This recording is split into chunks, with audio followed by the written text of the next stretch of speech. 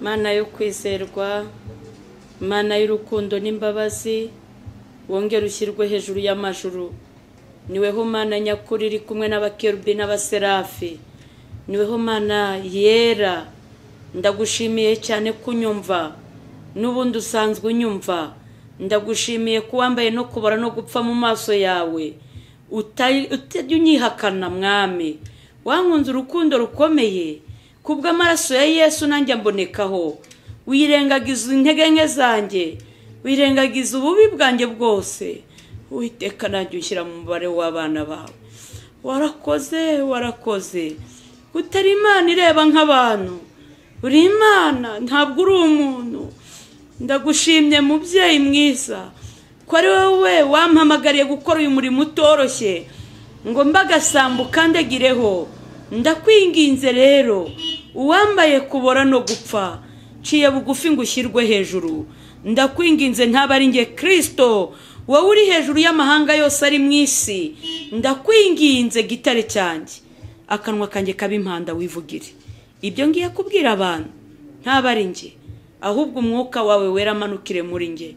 Icyo meje ni Satani n'abadayimoni, cyashya imyuka mibi yose ayiva ikagera. Itavuga Imana bitwikwe bikurweho, gushaka guturutsa hera ho mu ijuru. Ibyo uri gushaka byose aba ari byo byumvikana mu matwi ya benshi. Abantu bose bagiye kunyumva, ni mu izina rya Kristo Yesu, amen. Muraho yemwe, nitwa Riziki Chantal, hano kuri cano ya Riziki. Ndabasuhuje, ndi umukobwa, ndashima Imana, ndi umupantekote. Bibaye ngombwa rero ko nongera kugaruka tukaganira ku ijambo ry'Imana riboneka muri Yeremiya ibice 4 ku murongo wa 5, turagarukira ku murongo wa 8. Igice cya 4 ku murongo wa 5 kugeza ku murongo wa 8, igitabo cy'umuhanuzi Yeremiya. Haragira hati: nimumenyeshe Buyuda kandi mwamamaze ni Yerusalemu muti, nimuvuze impanda mu gihugu, murangurure muvuge muti, nimuteranire hamwe tujye mu midugudu igoswe n'inkike. Mushinga ibendera aherekeye Siyoni, mwiyarure ntimurushye muzuyazi, kuko ngiye kuzana icyago kizaturuka ikasikazi no kurimbuka gukomeye. Intare yasohotse mu kibira cyayo, kandi umurimbuzi w'amahanga yarahagurutse aviwe, azanywe no guhindura igihugu cyawe umwirare. Imidugudu yawe ikaba imisaka, igasigara itagira uyituyemo. Nuko mukenyera ibigunira, mucure umuborogo murire, kuko uburakari bukaze bw'Uwiteka butatuvuyeho, amen. Jambo riravuze ngo nimumenyeshe Buyuda kandi mwamamaze ni Yerusalemu muti, muvuze impanda mu gihugu. Bene data nshuti z'umusaraba, Imana yo mu ijuru, nubwo twebwe tubwira ko isengero zikinze, ariko iraduhamagarira kuburira abatuye isi mu bikorwa binyuranye. Yemwe abatagera mu nsengero, ariko ntago Imana ibabuza kubusura abanyamubabaro no kuvuga ubutumwa bwiza, ndetse mwifashishije n'imirimo myiza. Muvuze impanda ni ijambo rivuga ngo ni finali, birarangiye. Mbese nta kindi gihe kiba gihari, kuko tuvuga ko impanda nivuga, nuzaba wagiye ku isoko ntuzasubira mu rugo, uzaba ari guhinga ntazavuga ngo reka banze nkarabe. Umunsi izavuga abantu bazakomeza, aho uri uzakomeza gutyo. Ariyo mpamvu ijambo ry'Imana dusaba guhora turi maso aho uri hose. Rigusaba guhora wejejwe no mu kazi kawe. Burya n'ubukora ubwesikoro, Imana ishobora gutinda, ariko ko kanya inkuba yakubita ugapfa. Muhore mwiteguye, kuko mutazi umunsi cyangwa igihe. Uri umukobwa, ibaze ugiye gusambana, ibaze impanda ivuze uri gusambana. Impanda, nimuvuze impanda. Noneho ubwo marayika atarayivuza, twebwe ubwacu nitubwira abantu ko nta n'ikindi gihe dusigaranye. Ukore nk'uwiteguye gupfa, ugira neza bikore. Nuko muvuze impanda mu gihugu, murangurure muvuge muti, nimuteranire hamwe mu midugudu igoswe n'inkike. Iki ni cyagiye Imana iri kudutoza gusengera no mu ngo, mu midugudu igoswe n'inkike, si mu butayu hoya byararangiye. Nana tubwiye ibyo byose birafunze. yaba ubuvumo. Niba tutarara mu nsengero dusenga nka mbere, nitujya mu midugudu igoswe n'inkike, mugabo n'umugore, abana, musengere mu rugo rwanyu, mushinga ibendera aherekeye Isiyoni. Ni musengere no mu ngo zanyu irabumva, kuko Imana irumva. Mushinga ibendera aherekeye Isiyoni, ibintu byahindutse. Ndimugira ahandi hantu mutumbera, haba ku bahanuzi b'iki gihe, haba ku bavuga butumwa, abashumba n'abapasiteri, intumbero ibe Isiyoni. Niho umwuka w'Imana ari kutwerekeza. Mwiyarure, misi ni mibi, muve mu mikino. Iyi nzu ndimo, ahantu nakoreye haramutse hahiye, nyiri studio akambwira ati humura, mfite kizimyamwoto, ifite ibikoresho bihagije. Harimo abandi bantu ariko ngavuga nti ngwiriye kugira ubwenge, cyangwa se wenda n'undi muntu agasohoka mvuga ati ko kwari ibikoresho ibyo kuzimya umuriro, inkongi y'umuriro yatse, tukaguma aha muri iyi nzu, hakavamo nk'umuntu umwe gusa agasohoka gutyo, twese tukaza kugwa muri iyi nzu. Aba yakoze igikorwa cyitwa kwiyarura. Mwiyarure, mwiyarure. Ibyo kuvuga ngo Imana yicaye ku ntebe y'imbabazi ukajya gusambana ngo uzatura, ukajya kunywa inzoga ngo nzihana. Iyarure, kuko utazi umunsi n'igihe. Mwiyarure, ntimurushye muzuyaza. Nuko ahangaha avuze ngo tujye mu midugudu dushinga ibendera yerekeye Isiyoni. Hari indirimbo nkunda yo mu gitabo bivuga ngo njya nkunda kumva amakuru y'umurwa uri kure ahatagera ibyago. Ahangaha burya Isiyoni, ku bantu batumbirije mu ijuru, babasha kumva amakuru abandi batumva. Umuntu ufite intumbero y'Isiyoni arota inzozi abandi batarota. Ufite intumbero y'Isiyoni ntago aba ameze kimwe n'abandi. Mwibuke Yakobo yisegura ibuye, ijuru ryarakingutse. Ibuye hari cyo Paulo bambe Petero yarivuzeho. Ahangaha rero ahantu hitwa Isiyoni tujya tuhumvira ibyo abandi batumva, tujya tubasha guhakomerera. Ayo mpamvu Imana iri kudusaba kujya mu midugudu. Abakristo, yemwe bene data nshuti z'umusaraba, mugire bya bihe byo gufata agahe mukicara imbere y'Imana. Mwiyarure, ntimurushye muzuyaza. Imana yavuze ngo nakinguriye icyago. Hari ibintu Imana yemeye ko bibaho ku isi, ngo intare yavuye mu kibira cyayo. Ntago Satani akirwanira ikuzimu, hariho arazerera kuri iyi si. Ariyo mpamvu ingo ziri gusenyuka buri munsi. Abashakanye, reka data, ni hasi hejuru. Ni urugamba rukomeye. Abana ntibakicyumvira ababyeyi. Satani, intare yavuye mu kibira, nta mikino Satani agifite. Arakorana umwete. Abitwa ko bihaye Imana bari gushwana buri munsi, intambara ni zose. Intare yavuye mu kibira, murimbuzi w'amahanga yarahagurutse ngo yavuye iwe ikibira. Ubundi ikibira ni ahantu ho mu ishyamba ariko hasi ikuzimu. Satani yavuyeyo rero, ntakirwanira hasi. Ariho arazerera ameze nk'intare yivuga. Buri wese arashaka uwaconshomera. Wahagira ubute n'ubunebwe waryama udasenze, ariko Satani ntabwo arangaye. Yemwe we, warya udasenze nguriye ku nshuti yawe yagushyiriramo uburozi. Nta muntu wo kwizerwa, intare yavuye mu kibira. Umuntu araza ngo aragukunze agendere ku kurya utwawe, yivugisha Imana mu kanwa, nta rukundo agufitiye. Yamara kuturangiza ejo akaba uwa mbere kugutaranga. Intare yavuye mu kibira, murimbuzi w'amahanga yarahagurutse. Ariyo mpamvu abantu benshi bafite ikibazo cyo gucirana imanza no kwibazanyaho kubera ubugome bwagwiriye. Ubugome, ubujura, cimanza z'amafuti, kandi ugasanga bazica rimwe na rimwe n'abakristo. Umukristo Imana kugira icyizere guhakazi, ariko ntutinye kurya ruswa. Ngira ngo no hanze nta butegetsi bushyigikira ruswa. Nta gihugu na kimwe nigeze numva kigeze kishyigikira ruswa.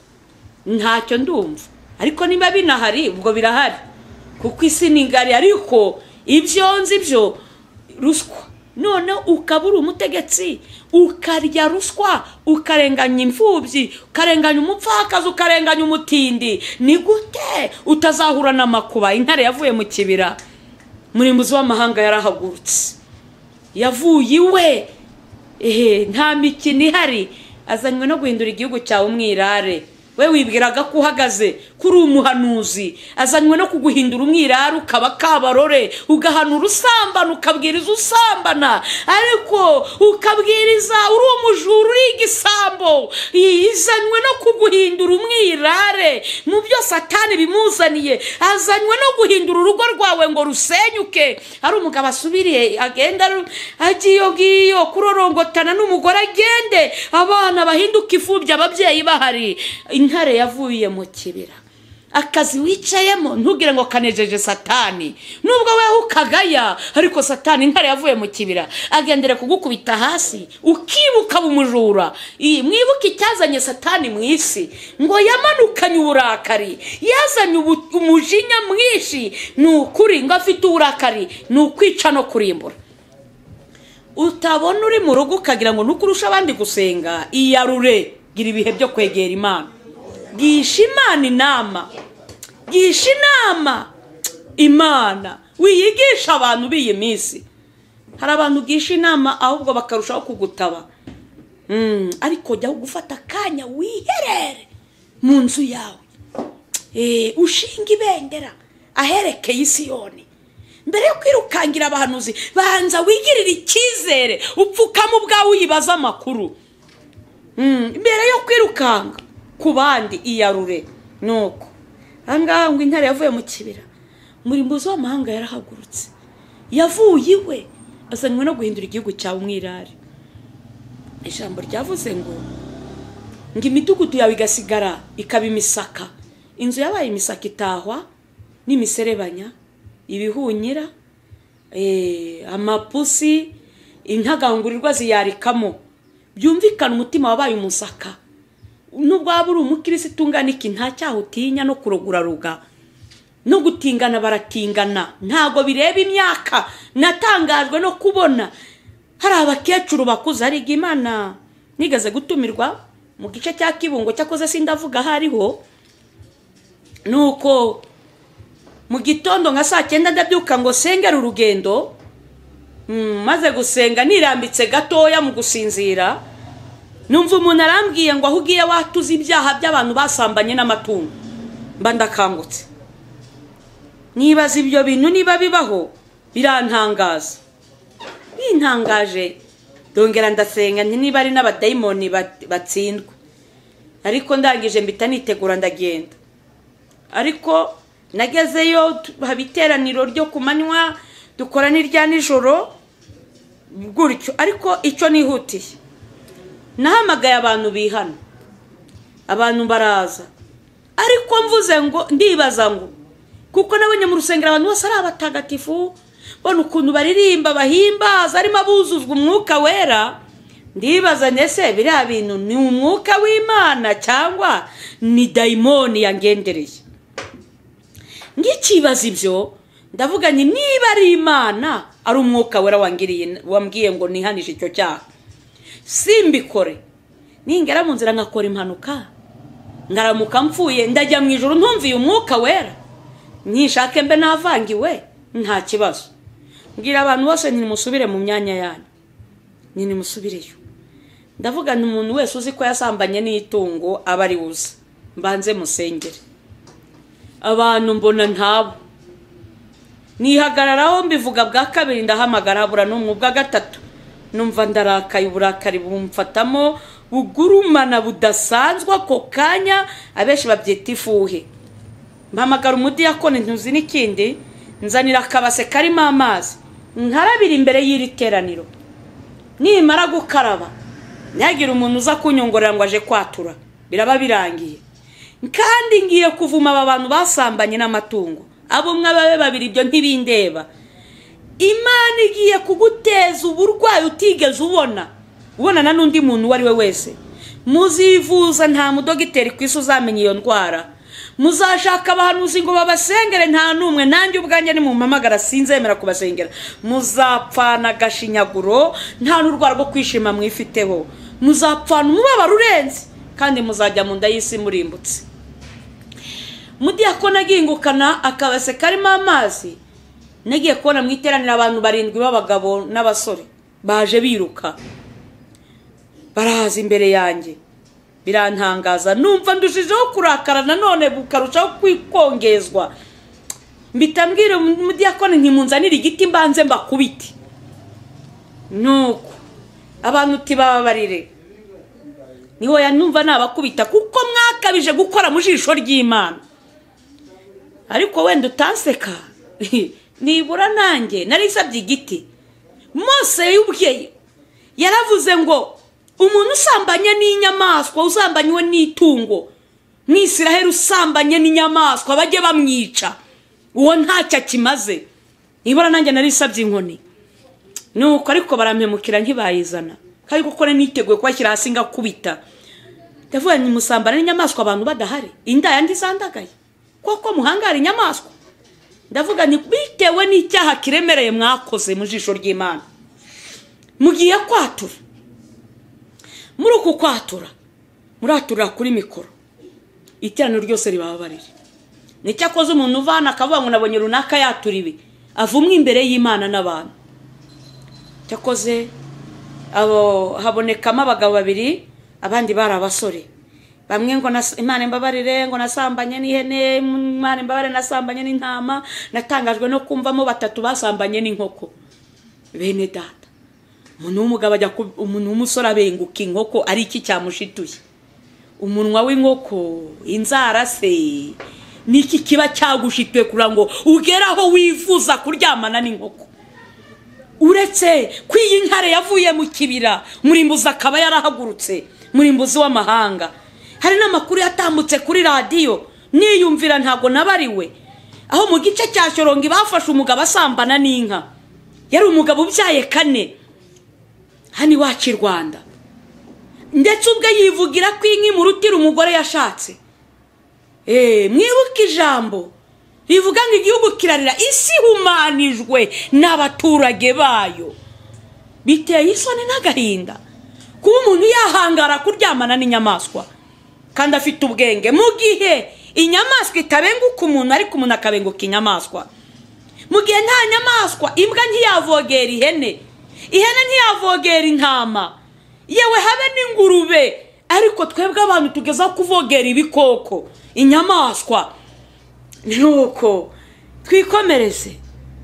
Bamaze kwatura cyakoze turasenga, harimo abantu b'Imana mu itorero rirarira, tubona ko twapfushije. Igiteye isoni bamwe bari bafite za Bibiliya.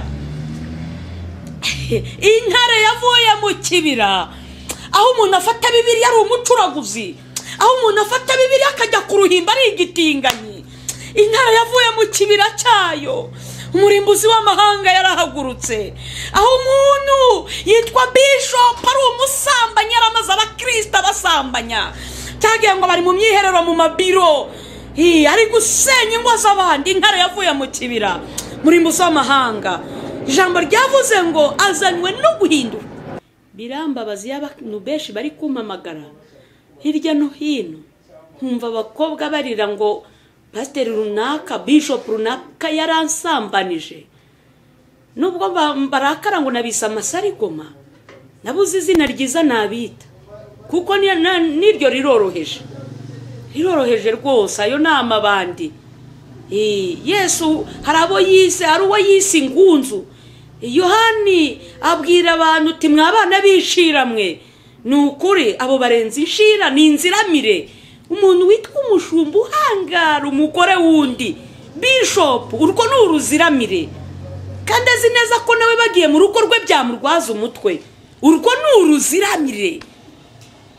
Abambwiye ngo umugabo yamamaga ari kurira, yaravuye kwivuza mu mahanga asanga urugo rw'umupadiri yararutwaye. Umugore wamusuzugura anyoherereza amafoto yakuye kuri telefone y'umugore we. Si we wenyine, ni benshi.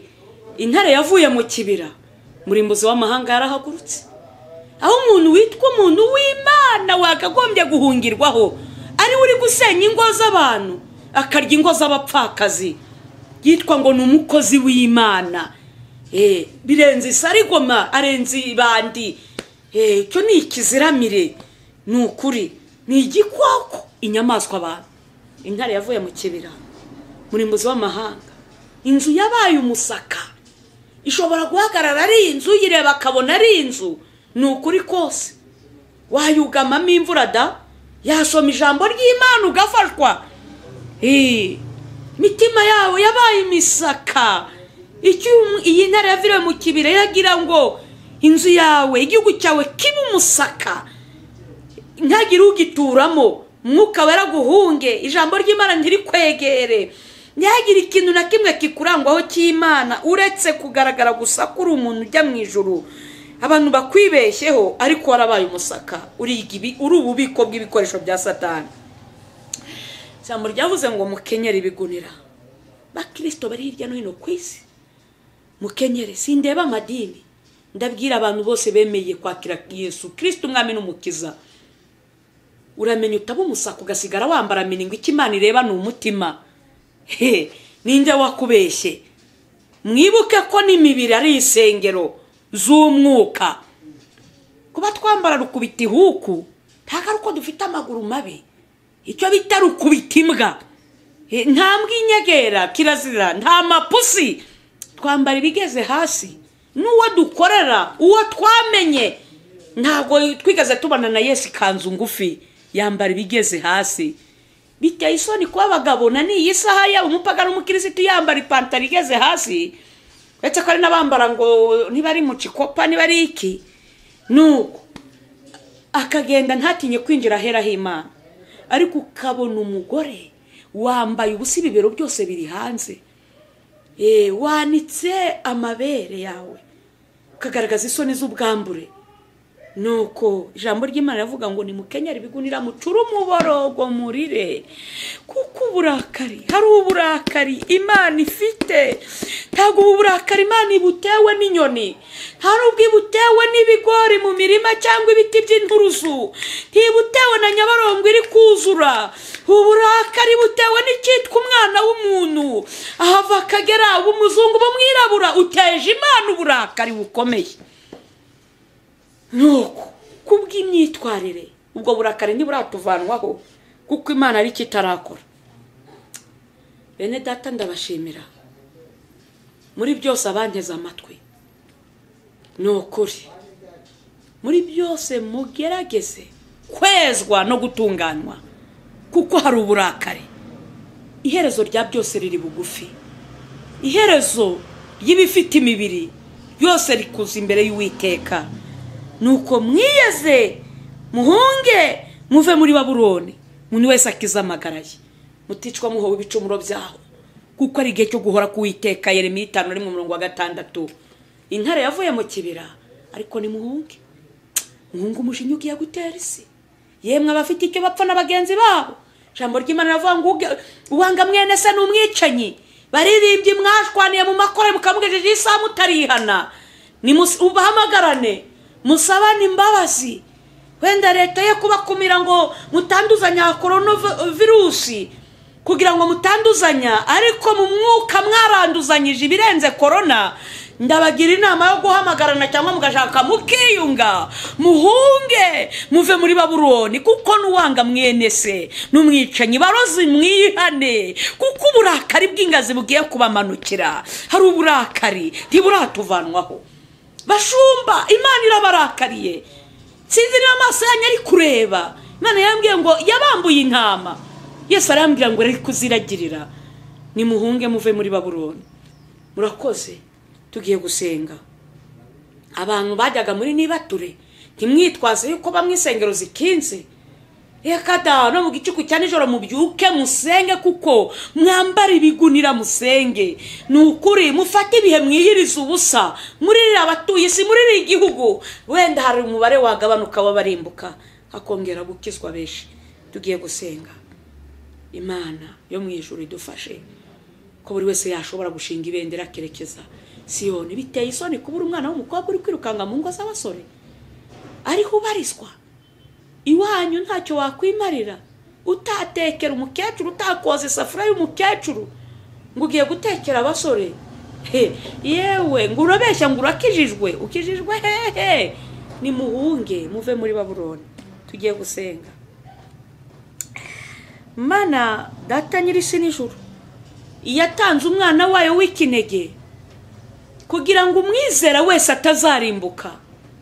Turagushimiye kuko uri Imana nyakuri kandi y'urukundo, ni wowe utuyobora katwereka aho dukwiriye gukandagira muri iyi si icuza umwijima, kadushingira amabuye kugira ngo tudatembanwa tukabivamo, kuko intare ifite uburakari bwinshi ntawe itinya, kuko itareba icyubahiro cy'abari mu isi, naho yaba ari papa, yaba abapadiri, yaba abasenyeri, abashumba, ababishopu, abapotre, abarivera, abapasteri, abahanuzi, abavugabutumwa, ntawe iyi ntare iri gutinya. Uwiteka turakwinginze, dushinze ibendera, abandi barishinze mu mipira y'isi, mu butunzi bw'isi, mu binezeza, ariko natwe turebye ku musaraba, abashaka ubwami bw'Imana, turebye kuri Kristo ubwo uzagaruka tutazakorwa n'isoni tukamwara, kugira ngo uzasange twariteguye. Eza buri wese ufite umutima wo gushaka ubwami bwawe. Urakoze kuri kumwe natwe, ni mu izina rya Yesu, amen.